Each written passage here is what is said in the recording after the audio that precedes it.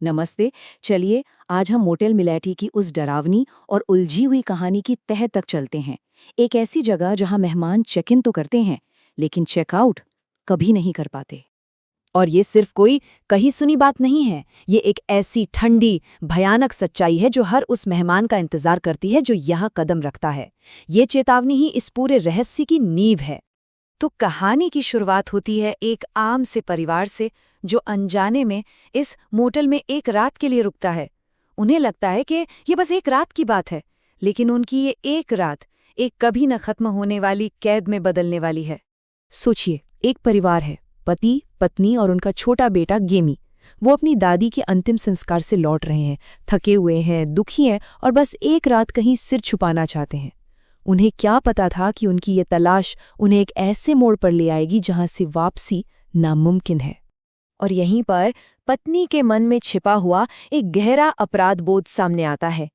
उसे लगता है कि उसने अपनी माँ का आखिरी वक्त में साथ नहीं दिया, और यही वो दुख, यही वो कमजोरी है जिसका फायदा ये मोटेल उठाने वाला है।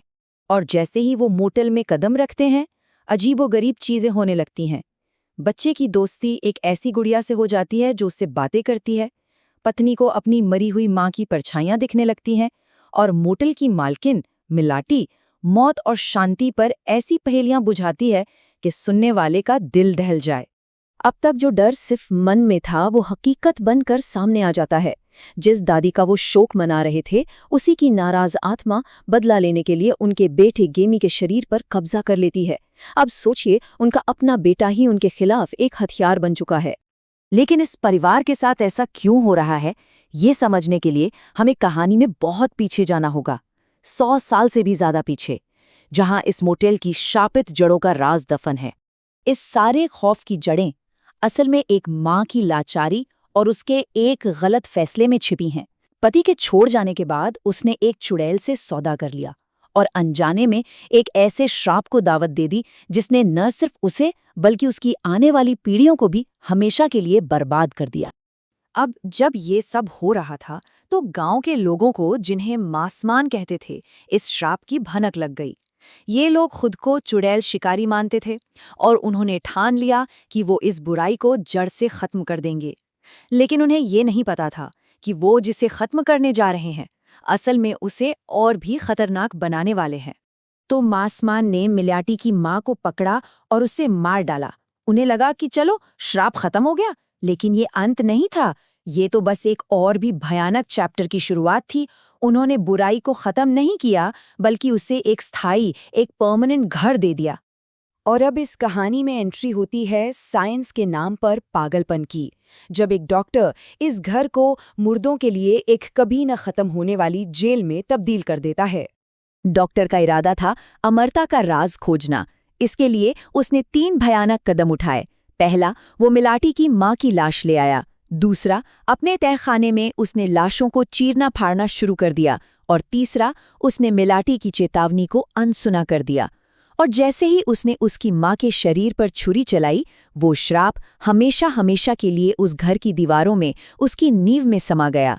मतलब डॉक्टर का मकसद था मौत को हराना, एक बड़ी वैज्ञानिक खोज करना। पर नतीजा क्या निकला? उसने एक ऐसे अलौकिक श्राप को आजाद कर दिया जो उस घर में आने वाली हर एक आत्मा को कैद कर लेता है।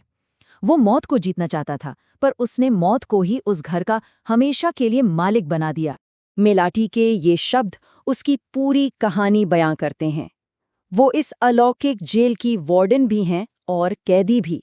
वो इसी श्राप के साथ पैदा हुई थी और अब मौत के बाद भी हमेशा के लिए इसी से बंधी हुई है।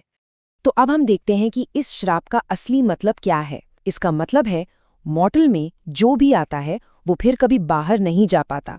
और ये श्राप किसी में फर्क नहीं करता, चाहे वो परिवार हो जो दुख में डूबा था, या वो चोर जो लालच में अंधे थे, या फिर वो प्रेमी जोड़ा जो बस कुछ पल साथ बिताना चाहता था। वजह कोई भी हो, अंजाम सबका एक ही होता है, हमेशा के लिए इस घर में कैद हो जाना। ये घर अपनी भूख मिटाने के लिए हर आत्मा को निगल जाता है।